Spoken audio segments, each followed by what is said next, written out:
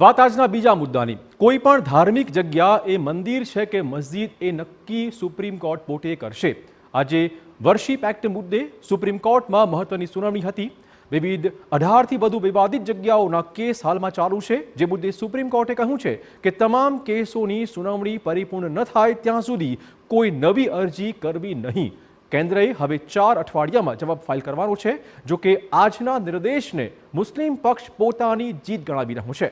મુસ્લિમ પક્ષે સર્વેના કામકાજ પર બ્રેક મારવાની અપીલ કરી તો હિન્દુ પક્ષ સર્વે યથાવત રાખવાની અપીલ કરી રહ્યો છે।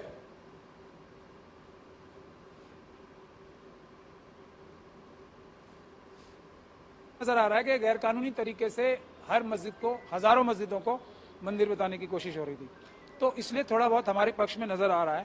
लेकिन कोर्ट ने जो रीजन दिया है इसका, वो ये दिया है कि जब एक किसी इशू के बारे में आप स्वयं ही चैलेंज कर रहे हो कि ये इशू जो है इस पे सुप्रीम कोर्ट डिसाइड करे, तो निचली अदालतें उस इशू पे कैसे डिसीजन कोई दे सकती हैं। तो इस वजह से जब तक सुप्रीम कोर्ट में ये डिसीजन नहीं होता, हमें नीचे के सारे काम, सर्वे का काम, जो इंटरिम ऑर्डर्स भी पास नहीं करेगा कोई, और नया कोई केस भी डाल नहीं पाएगा जब तक ये फैसला नहीं हो जाता। अपोजिट साइड का ये कहना था कि जो देश भर में करीब 18 ऐसे स्थान हैं जहां सर्वे का ऑर्डर हुआ है, उसको रोक दिया जाए।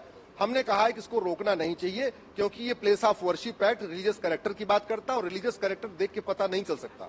जैसे मुझे कोई देख के नहीं बता सकता कि मैं वकील हूं कि डॉक्टर हूं कि इंजीनियर हूं, उसके लिए सर्वे करना पड़ेगा। मुझे कोई ये नहीं देख के बता सकता कि मैं हिंदू हूं कि जैन हूं कि बौद्ध हूं कि सिख हूं या ईसाई हूं, उसके लिए भी सर्वे करना पड़ेगा। वैसे ही कोई ढांचा देख के नहीं बता सकता कि वो मंदिर है कि मस्जिद है, इसके लिए सर्वे करना जरूरी।